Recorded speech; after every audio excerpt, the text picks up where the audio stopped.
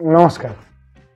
আচ্ছা, আমরা তো প্রত্যেকে খাবার খাই, জানি যে খাবার আমাদের শরীরে হজম হয়, অবশোষিত হয় এবং বিভিন্ন ধরনের রস ধাতু তৈরি হয়, সপ্ত ধাতু যেটা আমি বলেছি, সপ্ত রস সেটা তৈরি হয়, তার ফলে আমরা সুস্থভাবে বেঁচে থাকি। আচ্ছা, এমন যদি হয় খাবারই আমাদের জন্য বিষ হয়ে দাঁড়ায়, যে খাবার খাওয়ার জন্যে মৃত্যু পর্যন্ত হতে পারে, সেই ব্যাপারে আমাদের একটু জানার দরকার আছে। এই চ্যানেলে বিভিন্ন বিষয় নিয়ে তো আলোচনা হচ্ছে, কিন্তু এই বিষয়টি নিয়ে আলোচনা হয়নি খাবার যখন আমাদের জন্য বিষ।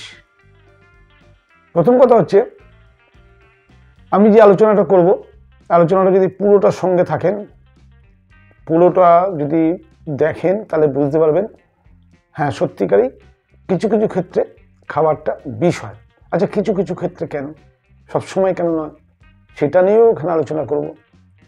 অতএব আপনারা আপনাদের প্রিয় স্বাস্থ্য সমৃদ্ধি চ্যানেলে যেমন রেগুলার ফলো করছেন চ্যানেলটিকে, আগামী দিনে আরও যাতে আকর্ষিত হন, তার জন্য আরও ভালো ভালো বিষয় নিয়ে আমি আলোচনা করার জন্য আজকে যে বিষয়টা নিয়ে এসেছি সেটা হচ্ছে খাবার যখন বিষ। ঠিক আছে, আসছে আসল আলোচনায়। প্রথম কথা হচ্ছে, আমরা তো সবাই খাবার খাই, কিন্তু আমরা প্রত্যেকে জানি যে কোনো রিসেপশনে, যে কোনো অনুষ্ঠান বাড়িতে, যে কোনো জায়গায় খেয়ে পরের দিন শরীরে বিভিন্ন রকম ডিস্টার্ব হয়, কিন্তু ওই ধরনের খাবার আমরা খুব কম খাই, সপ্তাহে একদিন বা মাসে 2 দিন বা মাসে 4 দিন। কিন্তু যদি ওই খাবারটা রোজ খাই, আপনিও জানেন যে ওই খাবারটা রোজ খেলে আপনার কি হাল হবে, আপনি জানেন, কিন্তু আপনি আইডেন্টিফাই করতে পারেন না যে ওই খাবারের মধ্যে কোন কোন জিনিসগুলো আপনার ক্ষতি করল। আয়ুর্বেদে মহর্ষি চরক, সুশ্রুত, বাগভট্টজি, এদের নাম নিশ্চয়ই শুনেছেন। এরা প্রত্যেকে এক একটা মহারথী।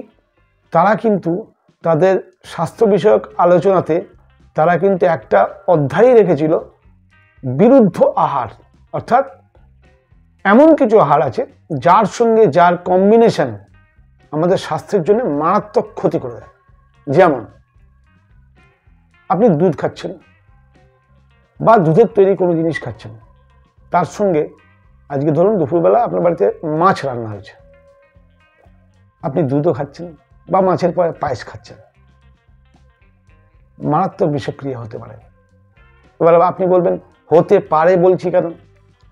প্রথম কথা হচ্ছে, সবার ক্ষেত্রে এটা হয় না, ব্যতিক্রমী আছে, কিন্তু ঋষিরা আজ থেকে 1000 বছর আগে এটা কিন্তু বলে গেছিলেন। কাদের হয় আর কাদের হয় না একটু জেনে নিন। এই বিরুদ্ধ হার তাদেরই ক্ষতি করতে পারে না যাদের জঠরাগ্নি অর্থাৎ ডাইজেশন পাওয়ার খুব স্ট্রং, তাদের অতটা ক্ষতি করতে পারে না। কিন্তু ওই ভুলটা আমরা যদি রোজ করতে থাকি, তাকেও কিন্তু ক্ষতি করে দেবে। আর যাদের ডাইজেশন শক্তি কম বা বয়স্ক বা বাচ্চা, তাদের কিন্তু এই কম্বিনেশনটাই মারাত্মক ক্ষতি করে দেবে। আচ্ছা, আপনারা শোনেননি দুধের সঙ্গে নুন খেতে নেই, তাহলে আপনি ধরুন মিষ্টি পায়েসটাই খেলেন, আগে মাছের ঝোল খেয়েছেন, মাছের ঝোলে কী রয়েছে? পেঁয়াজ। পেঁয়াজের সঙ্গে দুধের আদায় কাঁচকলায় সম্পর্ক।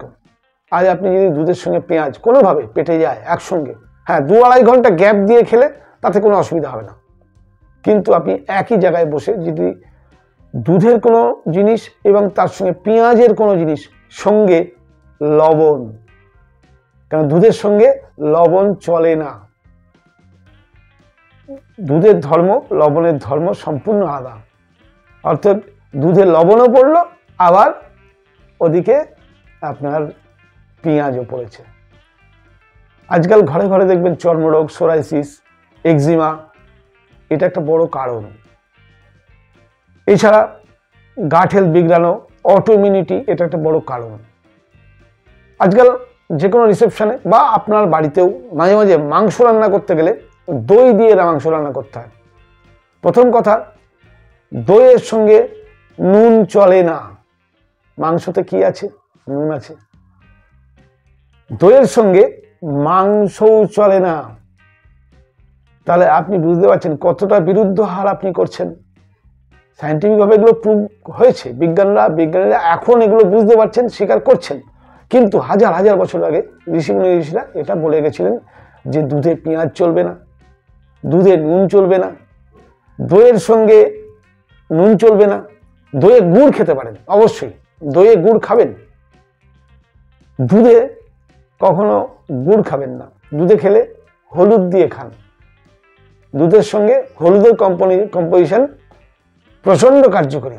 আপনি শুনে থাকবেন গোল্ডেন মিল্ক, আজকে আমেরিকায় গোল্ডেন মিল্ক বিখ্যাত, তারা দুধের সঙ্গে হলুদ দিয়ে খায়। আর আমরা ঋষিদের বলা কথা আমরা এখন মানি না। এটা গেল দুধের ব্যাপার। এবার আসছি বিউলি ডাল, কলাই ডাল যেটাকে বলা হয়, হিন্দিতে বলে উড়দ কি ডাল। এর সঙ্গে দইয়ের কম্বিনেশন প্রাণহানি পর্যন্ত ঘটাতে পারে। দই বড়া খাই না আমরা? দই বড়া রাস্তাঘাটে মাঝে শখে দই বড়া খাই। দই বড়া আপনার ডাইজেশন পাওয়ার ঠিক থাকলে, আর আপনি মাঝে সাঝে এক আধ দিন খেলে হয়তো আপনাকে খুব একটা কাজ করতে পারবে না, কিন্তু আপনি ওটাই রোজ খান, আপনি নিজেই বুঝে যাবেন আপনার শরীরে কি হচ্ছে। হার্ট অ্যাটাক পর্যন্ত হতে পারে। সত্যিও রাজীব দীক্ষিত স্বর্গপ্রাপ্ত হয়েছেন উনি একবার নিজের শরীরের উপর এটা প্রয়োগ করেছিলেন। ওনারই একটা ভিডিওতে বলা আছে যে উনি পরীক্ষা করেছিলেন যে সত্যি খেয়ে দেখি কি হয়। উনি নিজে দেখেছিলেন যে দইয়ের সঙ্গে যখনই কলাই ডাল খেয়েছেন, সঙ্গে সঙ্গে ওনার ব্লাড প্রেশার 20% বেড়ে গেছে একদিন খাওয়াতে। এবার রোজ যদি খান তাহলে কি হবে? অতএব দইয়ের সঙ্গে কখনোই বিউলি ডাল খাওয়া যাবে না। মুগ ডাল খেতে পারেন, কিন্তু কলাই ডাল বা বিউলি ডাল যেটাকে বলা হয় উড়দ কি ডাল, দইয়ের সঙ্গে কখনোই খেতে নেই। আমরা অনেকেই জানি না। যে কোনো হাই প্রোটিন রাত্রিবেলা ডিনারে হাই প্রোটিন খেতে নেই।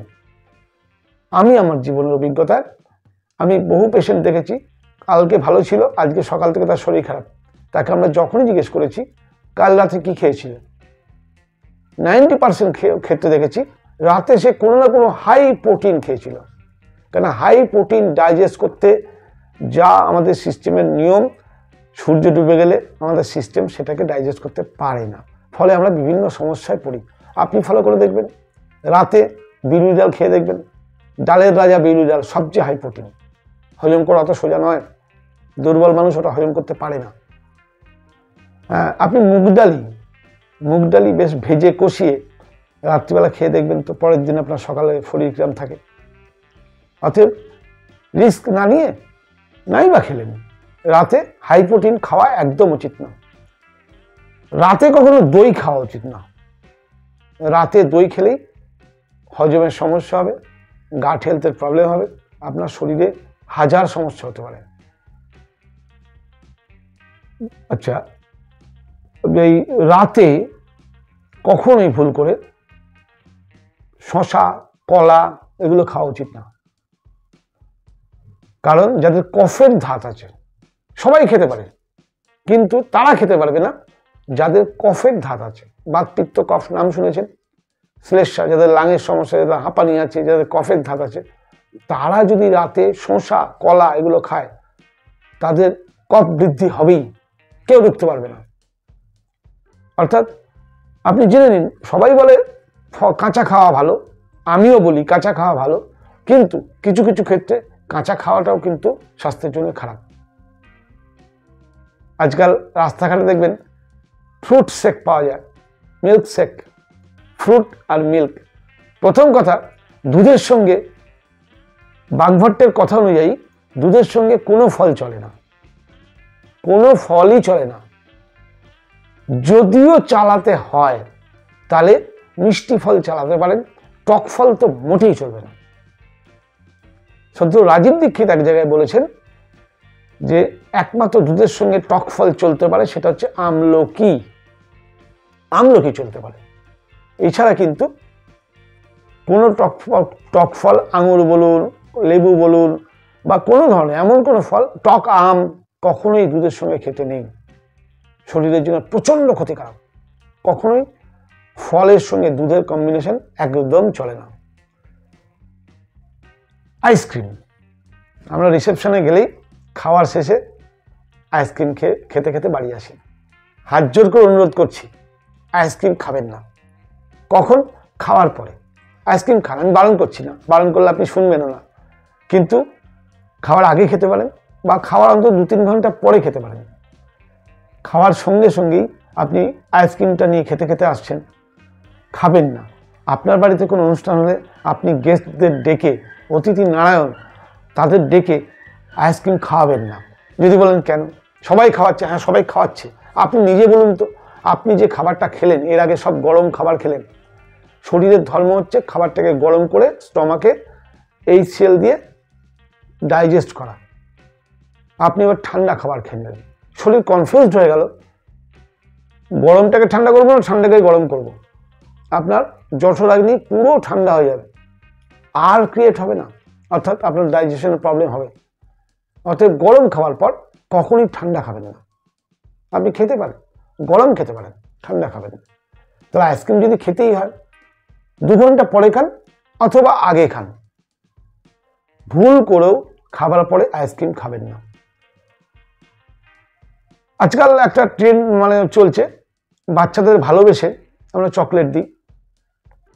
আমরা জানি কিন্তু চকলেট দাঁতের ক্ষতি করে। চকলেট চিনি দিয়ে তৈরি, তাতে প্রচুর ক্যালোরি। আজকে বাচ্চাকে আমরা খুব ভালোবাসি, তাকে গিফট দিচ্ছি চকলেট।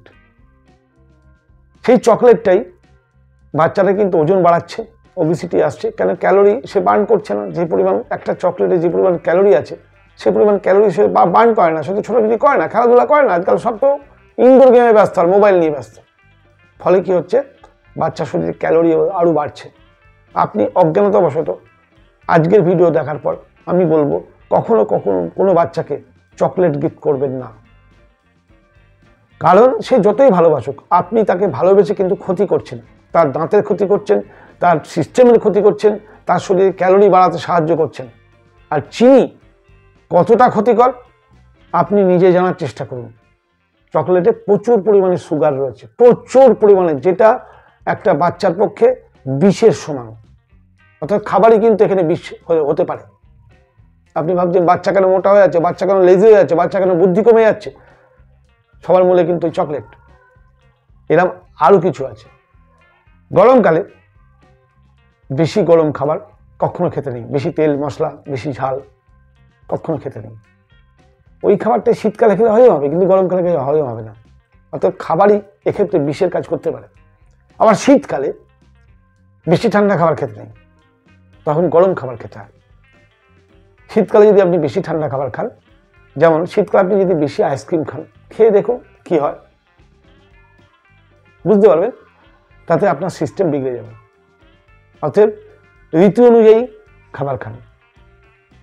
আজকে আমাদের একটা ট্র্যাডিশন, যে আমরা বাইরের থেকে, স্পেন থেকে অলিভ অয়েল এনে খাবো, অমুক জায়গার রিফাইন তেল খুব ভালো খাবো, অমুক জায়গার ফলটা খুব ভালো স্বাস্থ্যের জন্য খাবো।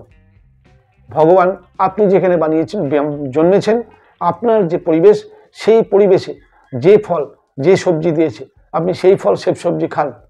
হ্যাঁ, শখে 1-8 দিন, এই যে নিয়মগুলো বললাম, 1-8 দিন করলে শরীরে অতটা ক্ষতি হবে না, যদি আপনার ডাইজেশন সিস্টেম ঠিক থাকে। কিন্তু আপনার যদি ডাইজেশন সিস্টেম খারাপ থাকে বা দুর্বল থাকে, তাহলে কিন্তু একদিনের ভুলও আপনার জন্য কিন্তু বিরাট ক্ষতি রেখে আনতে পারে। অতএব খাদ্য অখাদ্য বা বিরুদ্ধ আহার এ সম্বন্ধে একটু পড়াশোনা করুন, একটু জানুন। খেতে বারণ করছি না, কিন্তু খাবারই কিন্তু ম্যাক্সিমাম আমি দেখেছি বিয়ে বাড়িতে খেয়ে এসছে, রাত্রিবেলা গ্যাস হয়ে স্ট্রোক হয়ে মারা গেছে।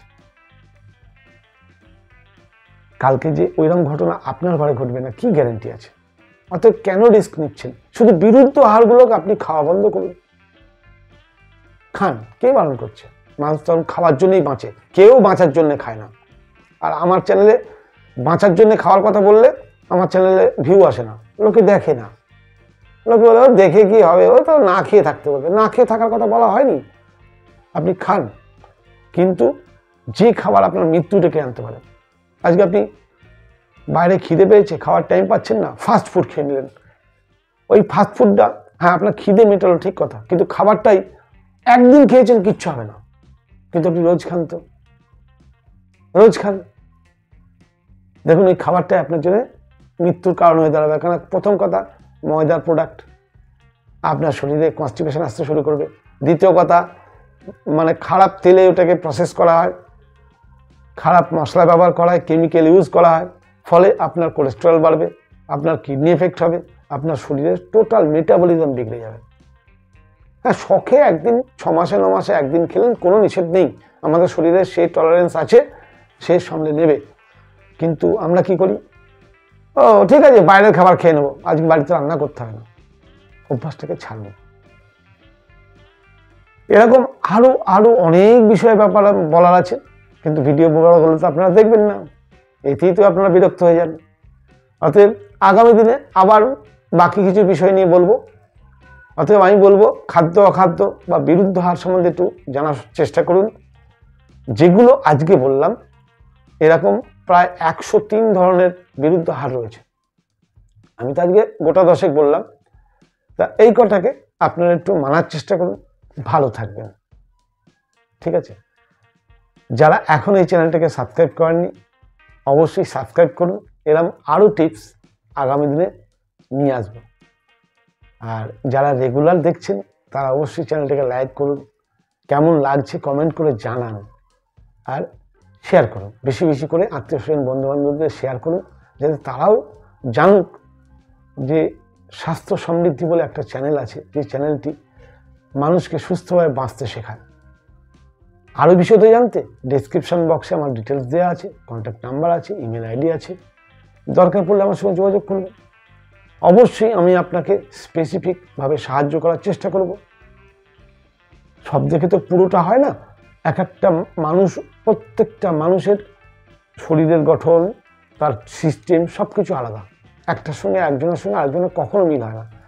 চ্যানেলে যেগুলো বলা হয় সেগুলো কিন্তু একটা গড় সিস্টেম, কিন্তু প্রত্যেক মানুষের আলাদা করে স্পেসিফিকেশান নিতে গেলে সেক্ষেত্রেই তখন স্পেশাল কনসালটেন্সির দরকার আছে। সেই জন্য ডিটেলসে আমার ডিটেলস দেওয়া আছে, ডেসক্রিপশন বক্স দেখতে পাবেন, ওখানে আমার কন্ট্যাক্ট নাম্বার, মেল আইডি দেওয়া আছে, দরকার পড়লে যোগাযোগ করে নেবেন। আর যদি মনে করেন যে না আমি নিজেই পারবো, অবশ্যই আমার চ্যানেলে প্রচুর ভিডিও আছে, সব ভিডিওগুলো যদি একসঙ্গে দেখে আপনি একটা সিদ্ধান্তে আসতে পারেন, তাহলে আমার চ্যানেলে যা আছে তার বাইরে আমি কিছু বলি না। হ্যাঁ, আমি শুধু ডিজাইন করে দিই, এক একজনের জন্য এক এক রকমের ডিজাইন করতে হয়। হ্যাঁ, কাপড় তো এক, কিন্তু দেখুন সেই একই কাপড়ে কিন্তু টেলার যে মাস্টার সে কিন্তু একসঙ্গে 100 পিস জামা বানিয়ে রাখে না, 100 জন লোক গেলে তার মাপ নিয়ে আলাদা আলাদা করে একটা একটা করে জামা বানানো হয়, সবার গায়ে কিন্তু সাইজ এক নয়। অর্থাৎ এটা মাথায় রাখবেন, আপনারা সঙ্গে থাকবেন চ্যানেলের, আগামী দিনে আরও কিছু জানতে পারবেন। আজকে এই পর্যন্ত থাক, নমস্কার।